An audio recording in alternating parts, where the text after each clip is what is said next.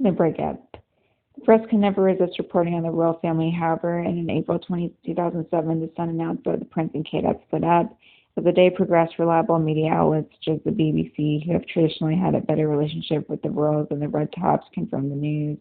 Most supporters of the royals seemed to be upset by the news, as the relationship of nearly 3 years would have in earlier times usually reached an engagement announcement at this point. In fact, according to some reports, it was just this expectation which had fueled the breakup. Ever cautious Clarence House, Williams spokespeople, made just one announcement that they don't comment on Prince William's private life. However, sources close to the couple suggested that William wanted to enjoy a former bachelor life within the army, with one friend reportedly encouraging him to take a careless approach to relationships. It was also reported that Kate was keen for William to demonstrate his commitment to her, ideally with a proposal of marriage. This difference in opinion about the direction that their relationship was taking is a common story amongst many couples today.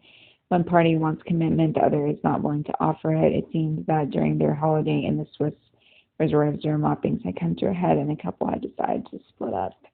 Who can blame either party for the breakup? Can any of us imagine being heir to the throne under constant media speculation, training to protect his country in the fields of war, with friends leading fun bachelor lifestyles? Or what if you were in a relationship with a man you loved, a future king, but you read reports of him spending time with other women and wanted proof of his feelings for you? One cannot blame either William or Kate for their seemingly different priorities in these days of 24-hour worldwide news, where both truth and rumors travel at the speed of light. Could any relationship positioned in such an intense spotlight ever work? Was William wary of committing too early to please his subjects, as some suggested his father had done with Diana? Reconciliation. A few months later, in June 2007, some sources close to the couple suggested that they were an item again. In fact, an announcement of a reconciliation was never made, but then, of course, neither was confirmation they were together in the first place. Nor was there any comment about the split. Whether the timing of the reports is accurate or not, it's clear now that a reconciliation did happen at some point, and it is sensible to assume that it happened at this time. From this time onwards, Kate appeared to be gradually reintroduced to the public, although steps seemed to be taken not to fuel rumors too wildly. At the concert for Diana at Wembley Stadium, for instance, Kate did attend. However, she sat 2 rows away from the prince. William commented that they were just good friends, yet it is hard to imagine that 2 good friends who had been in a relationship for a number of years would still be on such amicable terms if getting back together was not on the cards. Other events at which Kate was spotted included joining William and his father, Prince Charles, at a deer stalking expedition at Balmoral, where their initial relationship had flourished. Kate even attended the wedding of Prince William's cousin, Peter Phillips, despite the fact that William himself couldn't be there.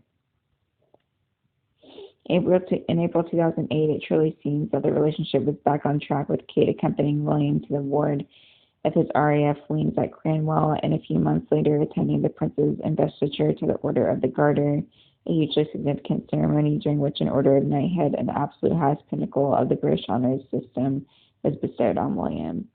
The public's love for William increased even further around this time, as it was announced that he had performed active service in war-torn Afghanistan, helping to man a large military transport craft, and even helped bring back to the UK the body of a fallen soldier, known as repatriation. For an heir to the throne to take part in active service must surely have been a very difficult thing for his army superiors to manage, yet William's commitment to not being treated differently to his fellow recruits must be commended. Obviously, certain protocols were followed. For instance, his crew members were required to refer to him as Billy the Fish.